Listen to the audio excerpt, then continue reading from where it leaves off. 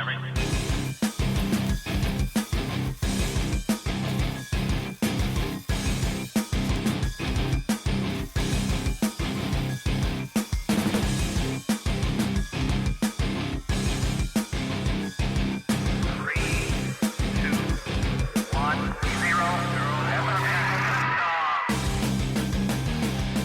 and welcome to Cutting to the Bud in the Post-Truth Apocalypse. I'm Ben and I'm hanging out with Mike. Hello. And Claire. Hey. Today we're going to talk about inbreeding and incest in all its grim, shitty, horrible in some cases, perversion. Bit of a taboo subject. Yes, unless you're an Egyptian, an ancient Egyptian, or a member of one of Europe's royal families, Then in all cases... I've at it. Have at it. In other cases, no. You see, what got me when I was doing the research of this is like, well, you know, the pharaohs, the royal families, they've married to keep the bloodline pure. There's no just like raping your kids. It's all marriage. You know, you get the feeling there's a bit more consensual going on. They all know what's expected of them. It's a bit of a shitter, but okay. Whereas, like, in the cases in like some of the towns, it's just like horrible rape. So yeah, the royals, they didn't know any better, or they don't know any better because they think they're keeping their... Yeah, it's a different time, wasn't it? Yeah. I mean, this is a time when they thought that the body was split into 4 different humours. Yeah. Yeah, they didn't know about this. You know, they didn't, I mean, alright, it was always taboo, like, don't bang your sister if you're not one of the royals. But then again, is there anything in the Bible about it? Well, I doubt it. Isn't Adam and Eve brother and sister? Well, strictly speaking, I guess so. If they're children of God. And she was made from his rib, so he's technically fucking himself. I always wondered who... That's a whole rabbit hole, that is. I always wondered who their children were going to be fucking... Because they would have to be incest at some point. Somewhere along the Fuck line, that story. somewhere along the line, we're all a product of incest. Somewhere, not like necessarily brother sister, but certainly like cousins. We've all got the demon seed inside of us. Okay. Well, you know, because mainly for us, before Telford happened, which is like an amalgamation of several smaller towns, they'd have all been a lot more isolated than they were. And someone from Dawley marrying someone from Wellington probably would have been virtually fucking unheard of. Well, you'd like a nice Dawley girl, wouldn't you? I don't think it was that bad. I mean, they still got about. They had horses and shit, didn't they? Some people don't leave, Mike. Some people don't know, but... Yeah, but if you have to be a bit more well off to get a marriage. If you're a miner down pit in 18th century Dawley, chances are you haven't got the free time or the means to bugger off to Wellington for a day. You're just going to spend your time in the pubs, aren't you, in Dawley when you're off? Or knocking yet another child out your wife. Yeah. Never forget, probably had a week's holiday. Went to Blackpool every year. No, not in the 1800s. It wasn't there. Wasn't it? Oh, not to the Victorian times. Yeah. I'm thinking if you go way back, if you're medieval times. Well, in them days, maybe not. You know, people would have married their cousins and everything because there wouldn't have been that many. People still marry their cousins now. It's not illegal. It's not, not unless it's first cousin. Is that illegal? You can't marry your first cousin in this country. You can marry your second cousin. Oh. My second cousin's already married, so I can't marry if I wanted to. They could get divorced. I doubt it. She's married into the Horlicks family. She's married one of the Horlicks magnates now. Yeah. Going up in the world from carting shit to chocolate, to powdered chocolate drink. She wasn't a carter actually, so it's the other side of the family. Anyway, let's start with ancient Egypt because it's chronological. The ancient Egyptian royal families are almost expected to marry within the family. Hold on, we've forgotten something. New and returning listeners. New and returning listeners. I got carried away. Yeah. Let's thank some new and returning listeners. Where should we go? Detroit, Michigan, Bengaluru in India, Cambridge in the United Kingdom, Miami, Florida, Lancaster in the UK, Cape Town, South Africa, Chennai in India, Tel Aviv in Israel, Dis in the United Kingdom, never even heard of that, Cricklewood, that's a nice name, Angeles City in the Philippines, Warsaw, Poland, Troy, Minnesota in the US, Istanbul, Michigan. Michigan, Minneapolis, Minnesota, it's one above it. Yeah. Istanbul in Turkey, Nottingham, the United Kingdom, Cape Coral, Florida, Wirral, United Kingdom, Isato, France, that's a new one, Polokwane in South Africa, Port of Spain, Trinidad and Tobago, Sheffield, United Kingdom, Mansoura, Egypt, Changuanas in Trinidad and Tobago, somewhere in California, Winnetka, Efriticon in Switzerland, Ashburn, Virginia, Telford in the United Kingdom, Guadalajara in Spain, and Madrid, Spain, top. I think we get a lot of people listen to us on their holidays now, because people can go on holiday. We start to get Trinidad and Tobago listens. It's like, yeah, someone's on holiday by the pool, aren't they? Can't see some... Listening to us whilst, like, sunning themselves. Hey, maybe. Drinking cocktails. Maybe. So, alright, the ancient Egyptian royal families, this is where that Egyptian list is probably not likes too much, were almost expected to marry within the family, as inbreeding was present in virtually every dynasty. Pharaohs were not only wed to their brothers and sisters, but there were also double niece marriages where a man married a girl whose parents were his own brother and sister. Oh. Yeah. So you'd marry the brother and sister, so let's say that... Alright, let's say we're siblings. Yeah. Alright, so Mike marries you. Yeah. You have a kid. Yeah. I'm the pharaoh. I marry your daughter when she's old enough. Oh, no.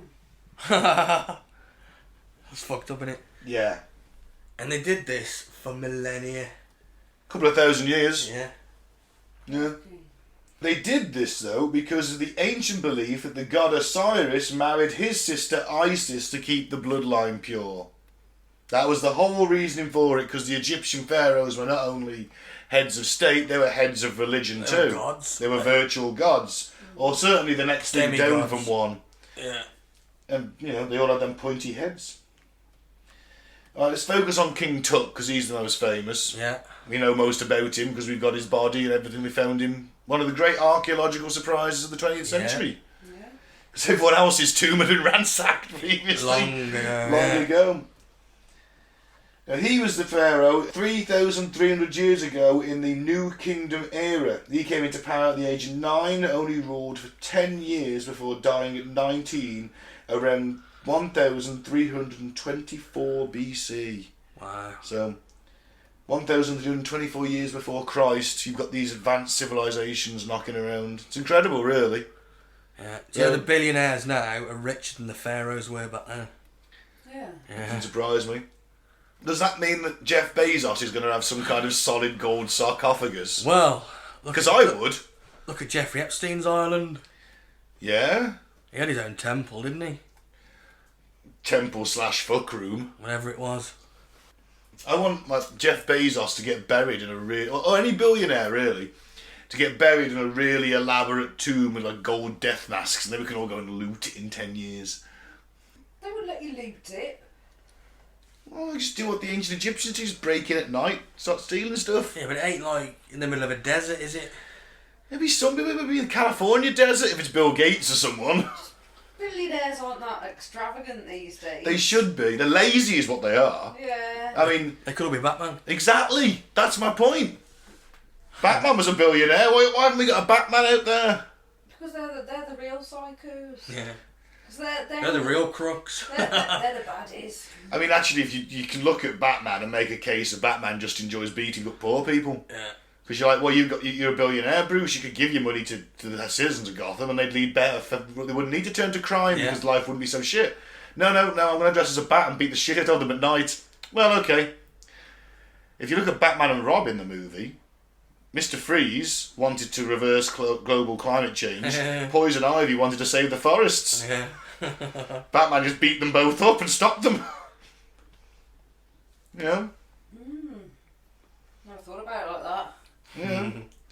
Anyway, King Tut's tomb, found in 1922, was filled with a wealth of treasures, including a solid gold death mask found by my ancestor Howard Carter.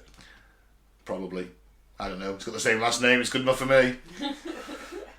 Biggest treasure was actually the DNA analysis. They could, examine from his body, get from his body. This is mummification's the whole point of it. That's it. Preserves the body. I mean, for fuck's sake, he died 3,300 years ago. His body's pretty well preserved. Until a DNA analysis was conducted in 2010, until then, not much was known about his ancestral origins. And that's the thing, you've only got what records have survived. Did they proper pick it apart down to the they'd have had to, hadn't they? To get to the bone and that, like, but it's all. Well, take samples, won't they? It'd be like very. They totally unravelled it all. They'd have to unravel him, yeah. Unless the bandages at that point have rotted away. So you can only speculate on the bones until you know about the insides of them and the actual. Yeah, they would have to take the bandages off, I imagine, yeah. It's probably like a tiny little drill that just goes down and through the skin into the bone and then... An X-ray, when they put it in a CT scan and things. Well, yeah, that's true. And the landmark study was the first time the Egyptian government allowed genetic studies to be performed on royal mummies. King Tut and 10 other royal mummies who were suspected of being his close relatives were examined. DNA samples taken from the mummy's bones revealed the answers to many mysteries that had long surrounded the boy king, and a 5-generation family tree was able to be created. It's quite a big deal, really. Yeah.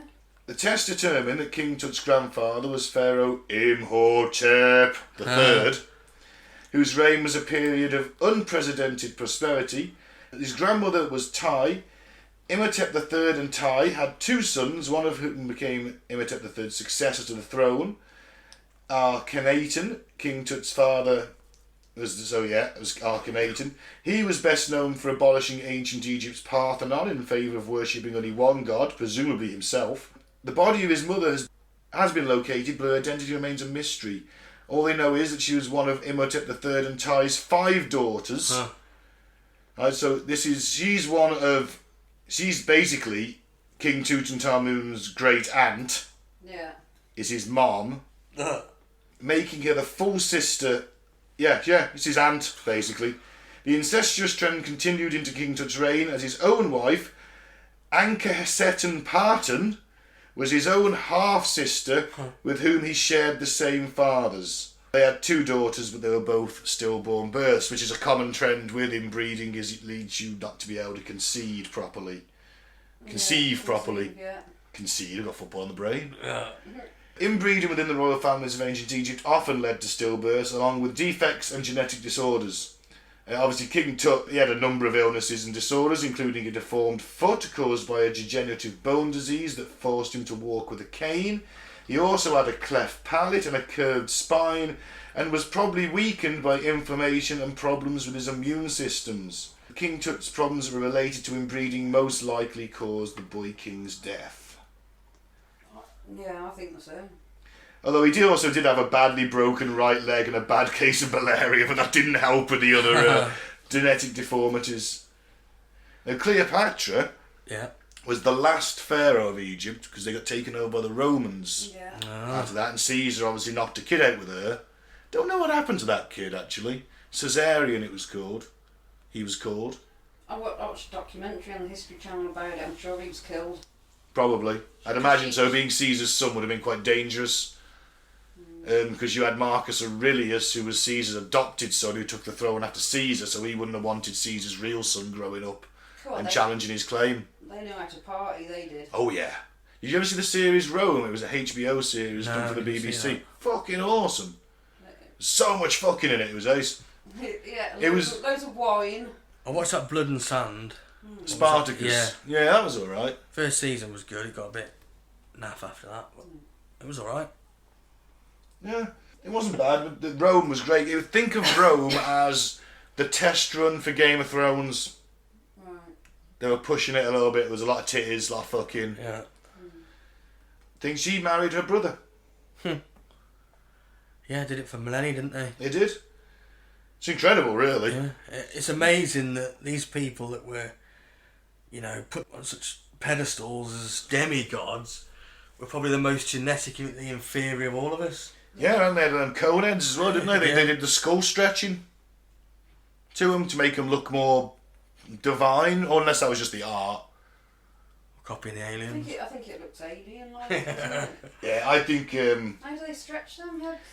Oh well, you basically you've got to do it when it's the baby because their skull's soft. Yeah. So they'll wrap it in bandages. They'll bind it, won't they? Bind it really tight so the skull will grow up. Into a cone. But you could do it with 2 bits of wood as well. Oh. We did an episode on cone heads, didn't we? We did. Elongated skulls. That's it, elongated skulls. Cone heads, elongated skulls. What's the difference? It's all a bit coney. Alright, so from the Egyptian royal family to the Europeans. Yay! Back to Europe. And the Spanish Habsburgs. And Queen Victoria's grandchildren, which we'll touch on a little bit, because this problem had a kind of indirectly caused the last Tsars to go. Obviously there was a multitude of factors, but this was a big thing amongst the family. So if you get the feeling if they didn't have one eye on that, they might have been a bit more aware to what was going on in the country. And not surround themselves with Russia's greatest sex machine. So from the Spanish Habsburgs to Queen Victoria's grandchildren, the European royal families has had centuries of inbreeding and genetic mutation. Now, King Charles II of Spain was the last king of Spain of that family. It was rumoured that he was bewitched, his painful and disfigured body the result of a witchcraft, a curse, or the ritual consummation of the brains of criminals that he had devoured in hot chocolate drinks. We have to repeat that. What the fuck? It was rumoured that Charles II was bewitched, his painful and disfigured body the result of a witchcraft, a curse, or the ritual consummation of the brains of criminals that he had devoured in hot chocolate drinks. Was that a thing? No, they're just, it's like it's some kind of witchcraft. They're saying this guy's so fucked up. Yeah. He's obviously been cursed, and he's doing that because he's been cursed. It's fucking him up even more. Well, stop doing that. Don't stop drinking the brains of He criminals. can't, he's been cursed, he's under a spell. Well, it makes him do that. Hot chocolate. He's a king, he gets hot chocolate all the time. Did they have chocolate back then? Yeah, they never had chocolate back then. The truth was actually just as unsavoury and much closer to home. Charles II of Spain's birth defects were the result of the accumulation of over 2 centuries of inbreeding. Charles was unable to speak at all until he was 4. It wouldn't be till the age of 8 he took his first steps. Wow, 8? Yeah, terrible. He was born to Philip IV of Spain and Mariana of Austria, a matrimony of uncle and niece, which made young Charles not only their son, but also their great-nephew and first cousin, respectively. Unfortunately, this marriage was not a solitary, ill-fated pairing. Instead, it had become a habit in the Habsburg family, especially the Spanish line. Incestuous relationships had been so common in his dynasty and for so long that by the time Charles II was born, he was more inbred than a child whose parents were brother and sister. So it's taken him 2 centuries to make him just completely fucked up. Now, in Europe, royal inbreeding, to one degree or another, was most prevalent from the medieval era until the outbreak of the First World War. Unable to marry commoners and faced with a dwindling dating pool of royals of equivalent social status, especially as Reformation and Revolution diminished the available stock, increasing rapidly from the 16th century onwards, the only viable option was to marry a relative. No wonder they're so fucked in the head. Yeah, let's just touch on Albert and Victoria for a moment. Okay. Because this is actually quite a big one. So, unions between royals and those of a lesser rank were still kind of thrown. They couldn't do it if you succeeded the throne. If you had the throne, you couldn't marry someone of lesser rank. Even when the bride or groom-to-be held the title of prince or princess, unequal unions were discouraged. Queen Victoria married Prince Albert. She was his first cousin, and that was kind of frowned upon because although she was descendant of a king, she was the descendant of George III, he was only the son of a Duke of Saxe-Coburg-Saalfeld. This is where you get the Saxe-Coburg coming into the royal family name. Saxe-Coburg-Goethers. Yes. And it was just like a myriad of minuscule German principalities. Back in the day, at this point, Germany wasn't one country. It wasn't until about 1870. Was it Prussia? Prussia was the biggest German kingdom, but then so that was towards the east. All the western and central German states were these little individual princedoms. So George III was from Hanover, which was another little principality of Germany, but it wasn't a major. George I, sorry, he couldn't even speak English when he rocked up. All it was is like, oh, Queen Anne had no kids. Well, who's the next successor? We don't want James I because he's a Catholic. Or James II even, we can't have him, even though he's blood related, he's Catholic, we can't have him. Yeah. Well, who's the next Protestant one? Oh, it's that fat German bloke over there. Oh, get him in! Get him in! Get him off the bench and get him on the throne! the worst this union obviously caused was just a little bit of social awkwardness. And the other problem was they were first cousins. Although he wasn't a haemophiliac, it's carried along the male line. Right. He gave it to the kids, who then went, and if you're a woman, you can still get it, but it's carried along the men. So her children carried the gene. Right. Now, the Russian royal family we'll get to were both related to Queen Victoria. She was German. She'd married into the Habsburgs, which had spawned Wilhelm, Kaiser Wilhelm. And obviously the Tsar of Russia the Tsar Nicholas was a cousin of King George V in Britain, and they look like fucking brothers. They do, yeah. But the problem was they gave that haemophilia curse into the royal family. So touch on the Russian royal family a little bit.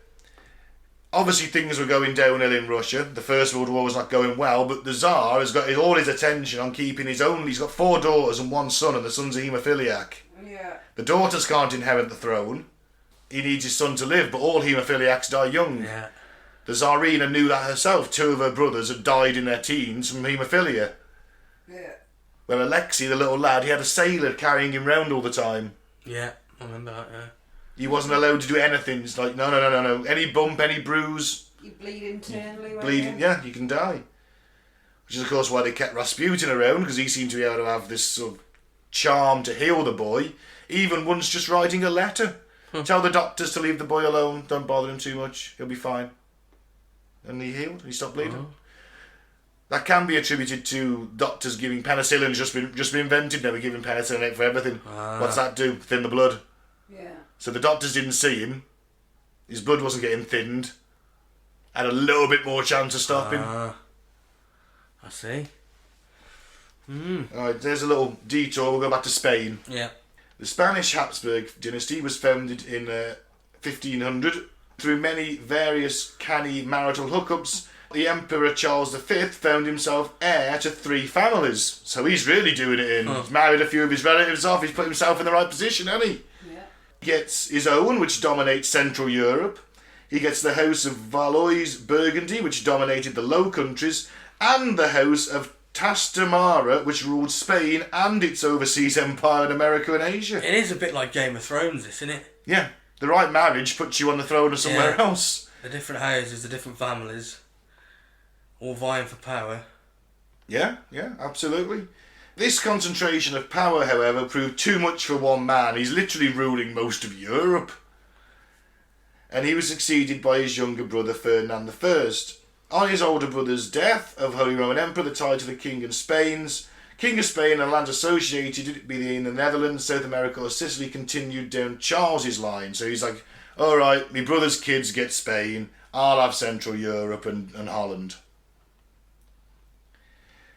Oof, no, actually, sorry, he gets fucking the Netherlands and South America, and so I'll just have Middle Europe. Each branch ran in parallel, and there was always someone to marry from the other side of the family. Over the next 200 years, a total of 11 marriages were contracted by the Spanish Habsburg kings. Most of these marriages were of consanguineous unions, i.e. they were quite closely related, first cousins, with 9 occurring in a degree of third cousins or closer. Their territorial acquisition via marriage became so established that the dynasty gained a motto attributed to their tactics, which is in Latin, Bere gerant ali tu Felix Austria nube. Let others wage war, you happy Austria, marry. Yeah. So a typical story of what became a very tangled family tree, and I think calling it a tree is actually doing them a favour. I think it's more of a family circle. Can be seen with Charles V and his wife Isabella of Portugal. They had 2 children, Philip II of Spain, and a daughter, Maria of Austria. The dynasty feared that if Philip died before he had a male heir, Spain would be lost to the family. So the decision was made to marry Maria to her first cousin, called Maximilian. As the eldest son to Ferdinand I, Maximilian had inherited their Central European titles and lands after his father's death. So he then married his eldest daughter, Anna of Austria, back to the other side of the family. Oh, fuck me. To her uncle, Philip II of Spain. So he's married his daughter to his brother. How'd you bring that up over dinner? You really need to have some kids, mate. You got to carry on the family line in Spain. As you're the last one, you've got no heir. I can't do everything, you know. Tell you what, my daughter, Anna, right, she's unmarried. She's just come of age. She's just had her first bleeding. Oof. That's how they used to judge it. Has she bled yet? Yeah, she's a woman, married. Boom. That's what it was. Yeah. I'd be like 10, 11, wouldn't it? Could be, in some circumstances. Could be in some... I think that might have seen as being a little bit too young, but then again, child brides weren't uncommon. Oof. Obviously, in the case of child brides, they would usually be kept sort of, let's say, away from the husband, so that they'd be educated by the ladies of the court and all that, and until they're... Because there's no point fucking them if you're not going to create an heir. Remember that. You can have a mistress to fuck. Yeah. Or a paramour, or whatever you want. But your job is to knock out a kid of someone with royal blood. Why didn't they just marry his sister or whatever, niece, and then fuck somebody else, have a kid with good genes and pretend it's theirs? That would have made more sense, wouldn't it? I suppose what you got to look at is they don't know about this, do they? They don't know about inbreeding. No, they think it's... They just think, oh, it's the family trait. Yeah, and they think that... Or we've been cursed. The bloodline's pure, isn't it? We're more pure than the common... Can't marry into common stock. And didn't That's what they were thinking. They weren't allowed to. Huh? If you're king, you can't marry a commoner. Hasn't the, a priest or something got to check out the baby straight after it's born from somebody royal back then? I know in Victoria times, they were outside the door. They were one of the first sort of people that were into, check that she'd give birth, that it is, that they were that sort of... I suppose a raw birth, isn't it? You can't exactly do it in secret, can you? Secret, no. No. Well, you could just swap the babies. Yeah, but then it's not the line, Yeah, is it? It's the I know, bloodline that but- matters. Yeah, they didn't know about genes and genetics anyway, did they? So No. they wouldn't have even thought about it. No. So these intermarriages, crossing over from one side of the family to the other, repeat over the generations, either between uncles and aunts, nephews and nieces, or between cousins. But unbeknownst to the royal family, they sort of passed down more than crowns and crests. Their genetic line had deteriorated so severely, the final male heir was physically incapable of producing children, Sterile, yeah. subsequently bringing an end to Spanish Habsburg rule, and the family branch became extinct. Good riddance to them. Sick. Sickos, isn't they? Now the Habsburgs not only had the haemophilia thing, they also had the distinctive Habsburg jaw. You seen the pictures of that? Yeah. No, I haven't. Big, long, elongated jaw. Now, that's it there. Oh, correct. Now, Charles was so inbred, his mouth, he couldn't close his mouth. Oh, she was His like, tongue used to flop out of his Yeah. mouth, and he had a very large tongue. No way. Do you watch Family Guy? Yeah. When they take the piss out of the rich people, don't they? They've all got these big long chins. Yeah. Yep. Now, Charles II of Spain, he had two big genetic diseases. Combined pituitary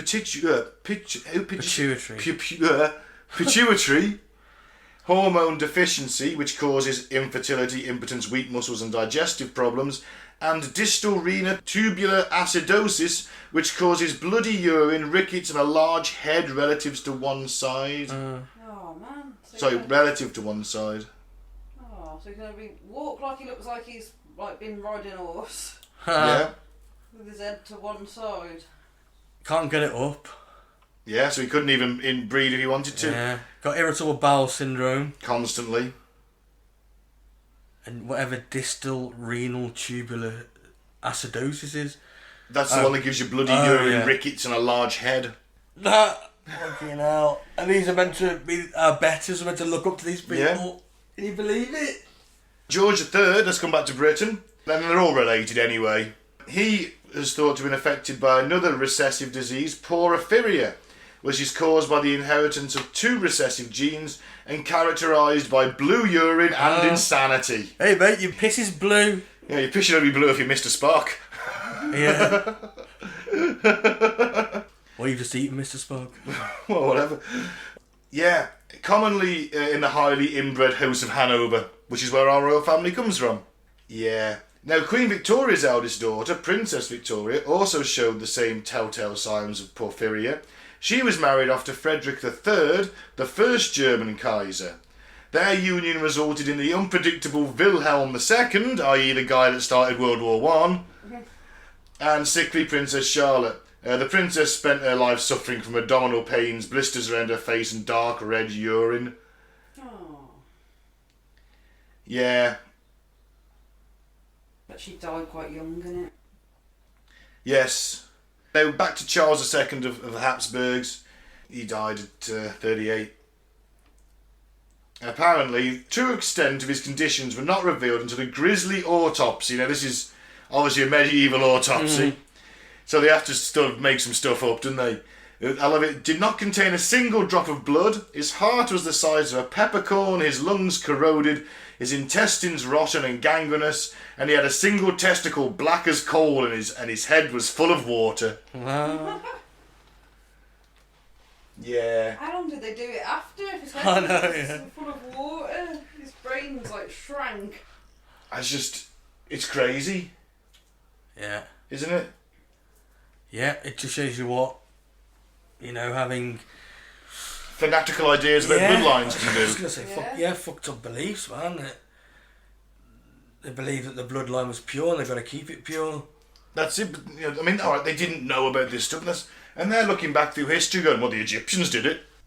They'll look at other royal families through time and go, well, they did it. They kept power.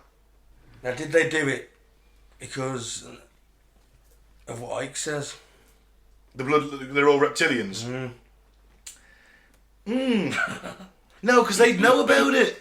They're properly clever, aren't they, the reptilians? They're an alien race, they're a lot smarter than we are. They know about that. That's a good point. But But they wouldn't care, would they? As long as the bloodline...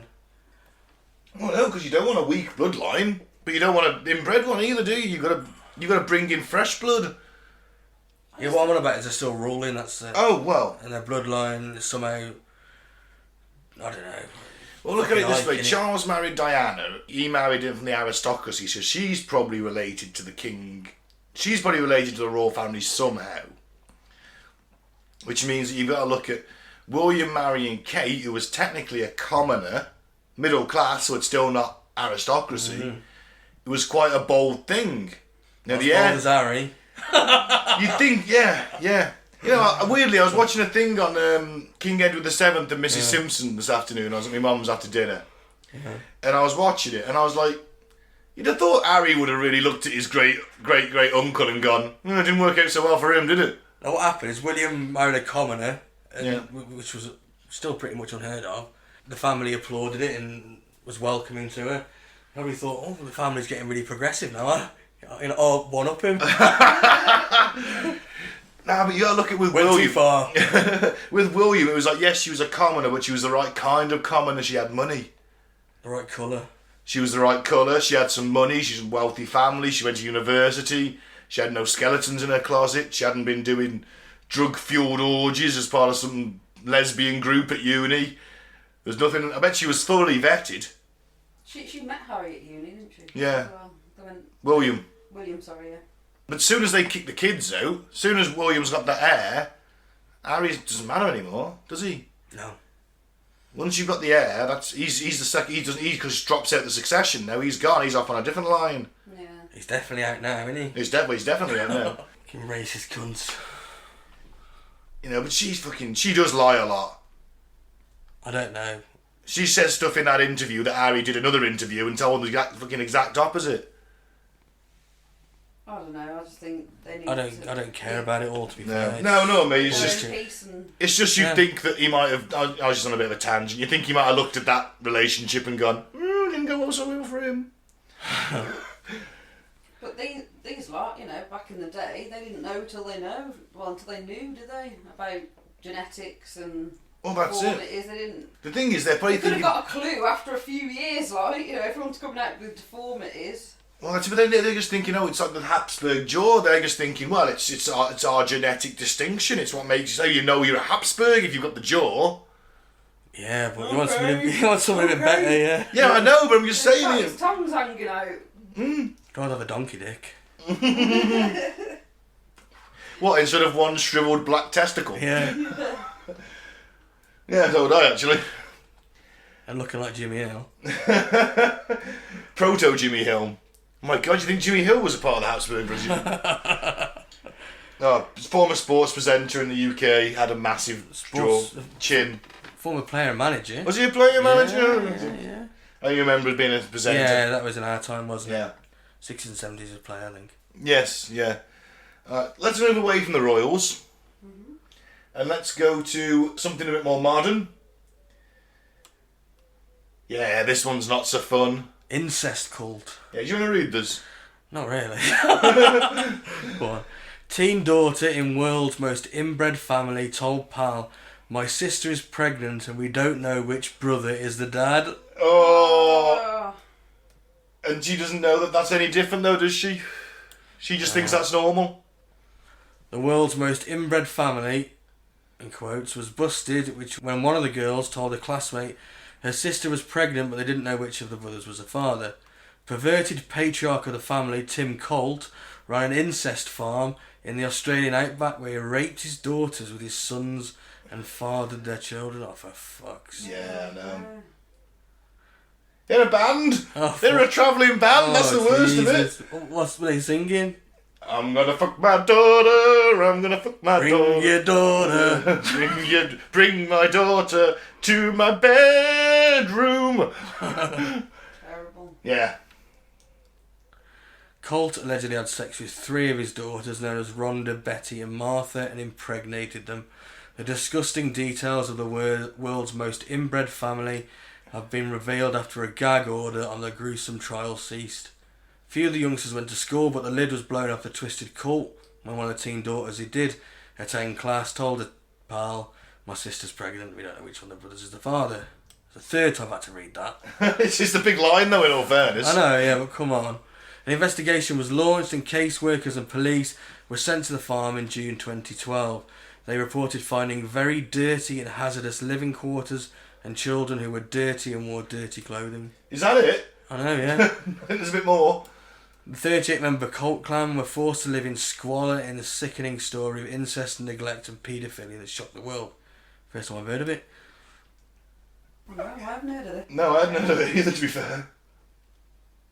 3 of the late Tim Colt's daughters have been dragged through trials, assaulted in prison and ostracised in communities due to their inbred children. I heard about the one the other year where there was that family and they had was it 13 kids? And they were living in, the kids were living in squalor and in the basement, but every time they went out... Oh, the Fritzels? Was it? They No, were there was an apocalypse cult, wasn't it? I can't remember. And they were hiding from, preparing for the apocalypse. Yeah. Isn't that it? I don't know, but the kids were living in squalor and there was, it was terrible. I want to point out that I would have got into Fritzl on this, but I thought we'd save him for Christmas. He's more of a Christmas episode, I feel. You think? Yeah. Yeah, we sort of keep the real dark shit for Christmas. Yeah. So that's why we're not going to talk about him Okay. today. He'll be coming up. It was like Tim Colt fathered 13 kids Yeah. with his daughter. Even his granddaughter. Oh. His son was found guilty of raping his niece, who was also his half-sister. Oh, it's just fucking... This is just dark shit. Yeah. I mean, the royal families we can have a bit of a laugh about. You can't have a laugh about this. No. This is where it goes... This is where it goes horribly, horribly down the perverted line rather than just... See, with the royal families, I can at least see they're doing it for whatever their reasons are. No one's getting raped. Alright, they may not be too thrilled about getting married, but no one's getting raped every He night. come out with the sisters and all that lot. How could he keep on... Oh, because not all of them went to school, only a couple of them did. Right, okay. And you're presuming that he's a great-granddad at this point. Yeah, so it's come out after he's done all... Oh, gross. DNA testing would reveal all 4 women had children whose fathers were the mother's own father or brother or a half-brother, uncle, nephew or grandfather. Jesus. It's fucked up, innit? Yeah. And there's 38 of them. Oh, fuck, It's crazy, isn't it? That's not a remote part of Australia, I think. Yep. Some of them couldn't even speak intelligible English. Low slung ears, misaligned eyes, they look decades older than their calendar age. Fuck. That's them fucked for life, innit? Yeah. You know, they just ostracised now. Yeah, it's terrible, isn't it? Oh, they had an album called Family Love Songs. Oh my Oh, god. really? Yeah. Yeah, they travel around the country performing at festivals and country shows. That's terrible. Family love songs. Oof. I'm not going to go there. Nah. Oh, should we go on to something just equally as terrible? Yeah. The Gola clan. Spending years in their isolated inbred town until the cops show up. Right, let's start then with the Gola clan. So in 1984, a rural community in the Annapolis Valley of Nova Scotia, Canada, made headlines when a series of inbreeding came to light. I think Nova Scotia, I think that's where Trailer Park Boys is based. Is it? Yeah. You might be right with that, yeah. Halifax, in it. Halifax, Nova Scotia, yes, yes. The Gola family, who had been practising intra-family marriages for generations, was at the heart of it all. From the Blue Fugates of Kentucky to the Habsburg dynasty, we'll have a look at the Blue Fugates of Kentucky shortly. Yeah. Cases of inbreeding have fascinated the public for ages. The Royal Canadian Mounted Police discuss the Mounties, and they always get the man, or take kids away from their families, charged the Gola clan with approximately 137 counts of incest and abuse. Over a dozen family members went to prison. What the public quickly discovered was that more than punishment, the Golas needed help after enduring generations of extreme poverty and social prejudice and a lot of inbreeding. Yeah, but it's due to the isolation and the poverty, and it's just a sad story all round, to be fair. Yeah. 1984, a 14-year-old member of the South Mountain Gola family broke down in tears at school when a teacher asked why. She explained that her father had regularly forced intimate relations with her 10 to 15 times a month. This allegation shocked the small Nova Scotia community. An investigation revealed that the sexual abuse occurred within the Gola clan for generations. Authorities charged 13 Gola adults with over 100 counts, including incest and assault, and many of the cases involved minors from 6 to 14. Oy. Yeah, it's dark. After a dozen arrests, the community referred to the Golas as a hillbilly sex ring. Donna Gola, a member of the family, vocalised her experience in the hope that her story will prevent other children from being severely mistreated, and this is what he says. She says, "The first time I can remember, I was 5, just going on 6, because I'd just graduated from kindergarten, going into grade 1. I came home and that was the first time I had been raped, and it was by my father. If someone wanted to have sex with one of his kids, he would let them for a case of beer or a carton of cigarettes, or even a pack of cigarettes. Oh, fuck me. They got to pick out whichever child they wanted to have sex with. We had nothing to say, we couldn't prevent it, we couldn't stop them. We were basically lined up against the wall and they chose the one they wanted and we were forced to do it." Jesus Christ. And this has been going on for over a century. Wow. People were beginning to notice their genetic abnormalities. Is that one of them? Yeah. Reportedly, people in Kentsville, long suspected the families on South Mountain were inbreeding, but no one intervened. Despite the assistance families received after the trials, isolation and genetic problems persisted in the 21st century. Professor of Human Geography James Boxall lived in Kentville in the mid-2000s and made observations about the rate of people with developmental and physical disabilities in the area.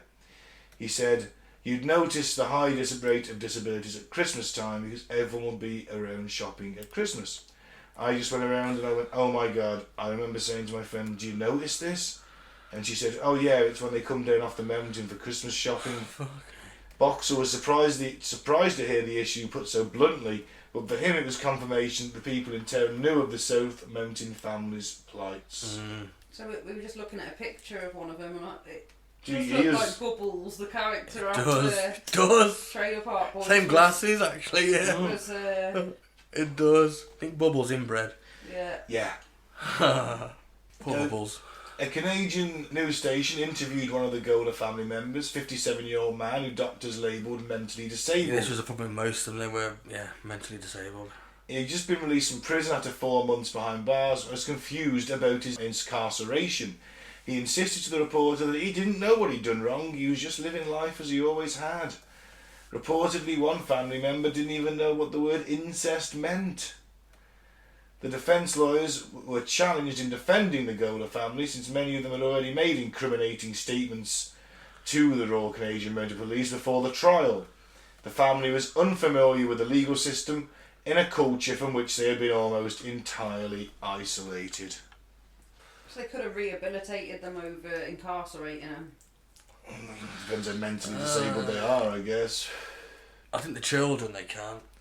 Again, it depends on what the child's capable of doing, isn't it? But they'll be put into an institution, I imagine. And, even fostered, maybe. Yeah. Hopefully they will. I say get over it. How can you get over that? I don't think you can get over it, to be fair.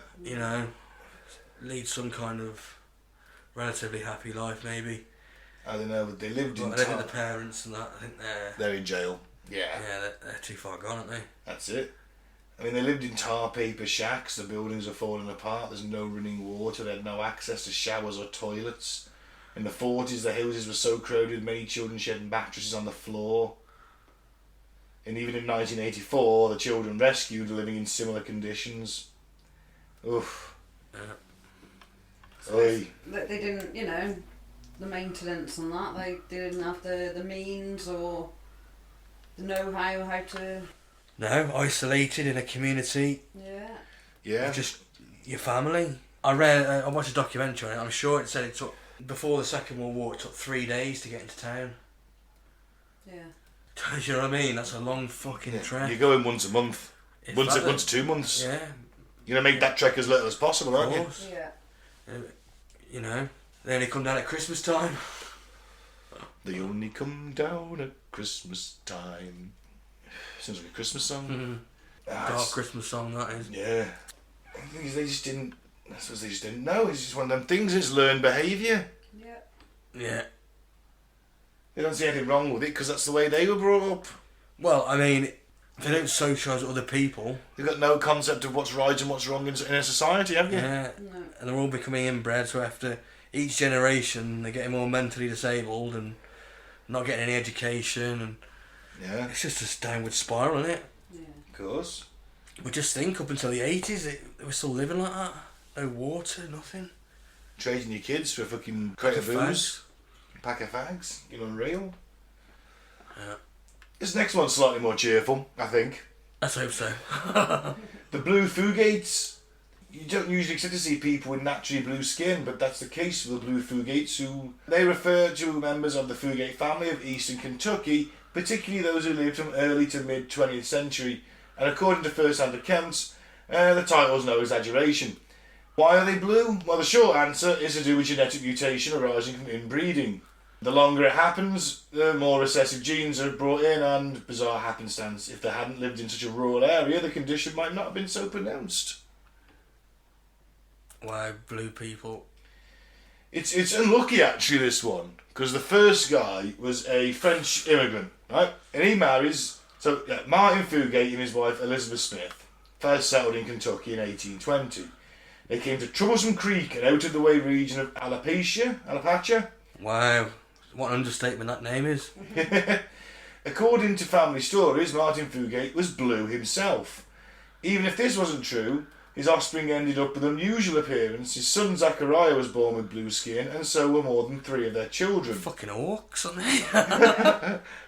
Due to the isolated nature of the community, the Fugates' neighbours knew about the blue people, but few outsiders did. Having unusual blood doesn't play this, so where does that blue colour come from? The Fugates had a genetic defect that resulted in a condition called methemoglobinemia. Anyone want to have a stab at that? No, we'll go with that.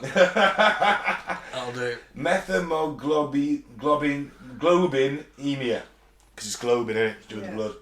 Which means their blood doesn't carry as much oxygen around the body. This makes the blood darker, which in turn causes the skin of Caucasians to appear blue and their lips to look purple. In addition, arterial blood looks chocolate brown rather than red. Well, that sounds delicious.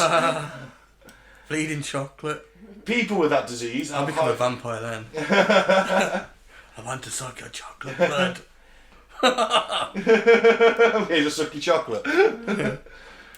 Now, Martin Fugate and his bride, Elizabeth Smith, both carried the same recessive gene, which is a bit unlucky, really, because it's probably quite a rarity, this one, that causes the condition. It wouldn't have affected future generations of Fugates if they hadn't married within the family, that is. They lived in an isolated area, which limited their options. Zachariah Fugate, one of the first known Blue Fugates, married his aunt. One of their sons married a close cousin. In turn, one of their children married another cousin. It makes for a confusing family tree, marked with plenty of blue individuals. As one of the family members quipped, "I'm kin to myself." Look, I bleed chocolate. Okay. At the end of the 19th century, a man named John Stacey attended church one Sunday in eastern Kentucky and spotted a young woman, and apparently liked what he saw. The two courted, got married, and had 13 kids. That woman was Luna Fugate, and according to law, she was the bluest Fugate of them all. Blue as a bruise, lips were dark as a bruise. Interestingly enough, Stacey himself refused to say whether his beloved wife was blue. I wouldn't mind a blue chick. I've always fancied the Captain Kirk's sort of, on-off lover, the green chick with the red hair. Oh, your kids look like Smurfs when they were little. Yeah. Yeah. You'd be known as Papa Smurf. Big white beard. Ace. The little avatar babies. Yeah. Well, cat people. That's some inbreeding to a point where you get tails. The blue skin was more than just startling. It was also a clear sign the family had practiced intermarriage. Obviously, as people found out more about the harmful effects of inbreeding, it did become quite a stigma. Yeah. And they were outcasts. They were outcasts. But they lived long, healthy lives, apparently. Yeah, well, that's something. But it can cause seizures. I think it's got lucky with the recessive gene in this one, didn't they, a little bit? It's only a cosmetic effect, apparently. Yeah, but then I read that they managed to turn them back. It's quite a simple thing. It just involves taking pure oxygen in. They were treated with blue dye. That's it, blue dye, yeah. Yeah, after interviewing the Fugates, Dr. Madison Calvine concluded their blood must be missing a crucial enzyme. To trigger the blood's natural processes, the doctor decided to inject the affected family members with methylene blue, a dye. The cosmetic results were nearly instant. Talking about the experience years later, Calvine said the treated family members were thrilled to see the blue fade from their skin. For the first time in their lives, they were pink. The solution was that easy. The effects of the dye were temporary, but Calvine supplied the Fugates with methylene blue tablets to take every day. Oh, wow. The last Blue Fugate was born in 1975. To be fair, they had started marrying out of the family when the area opened up.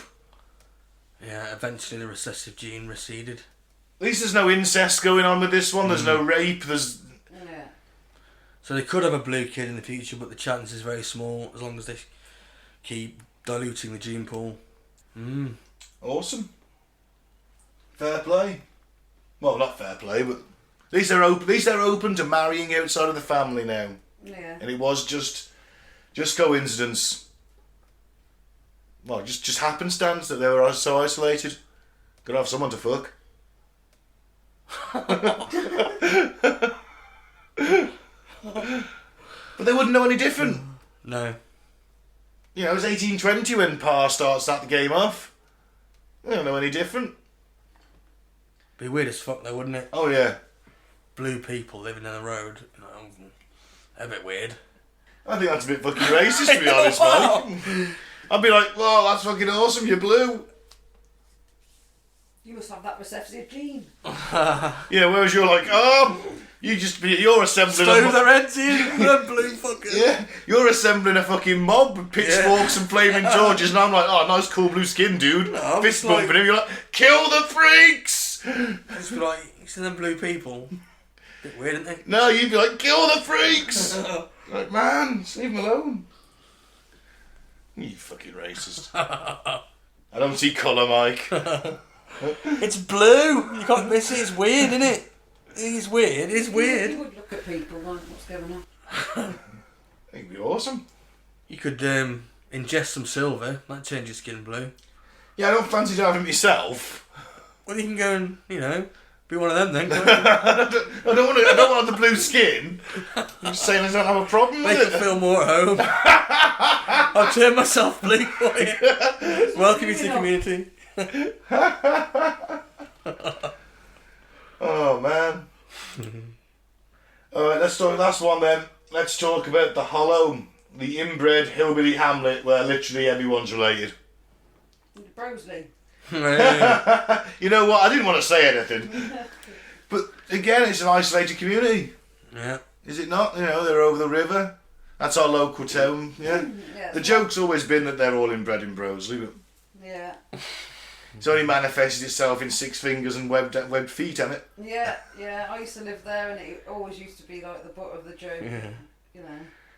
Ding, ding, ding, ding, ding, ding, ding. Ding, ding, ding, ding, ding, ding, ding. So The Hollow is a 1975 documentary about the ill-bred hillbilly Inbred.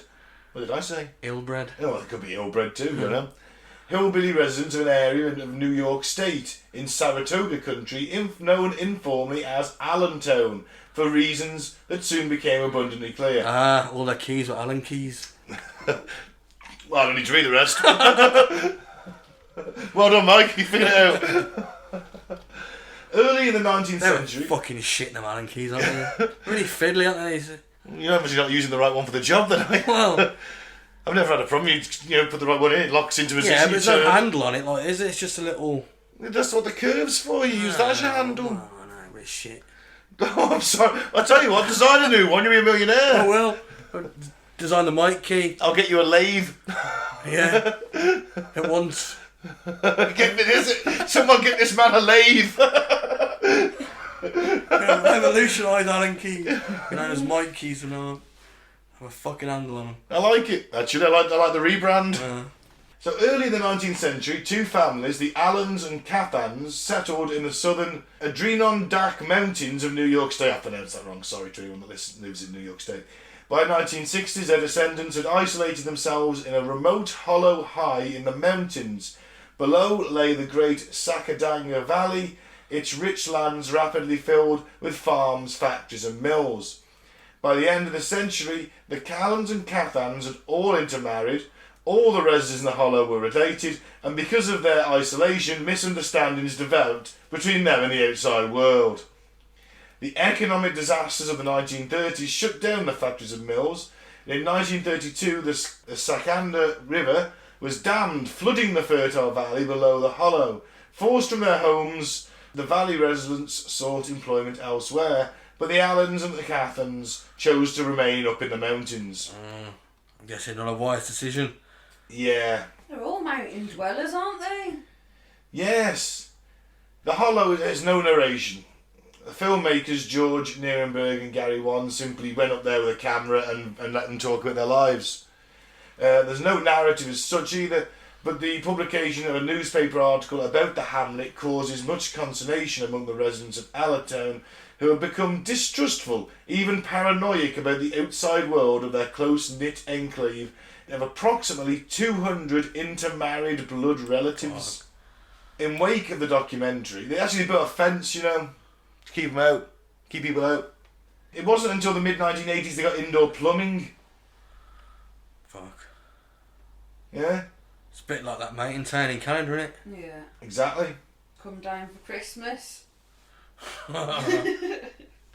Get me 6 fingers gloves for me wife. He's also me fucking brother.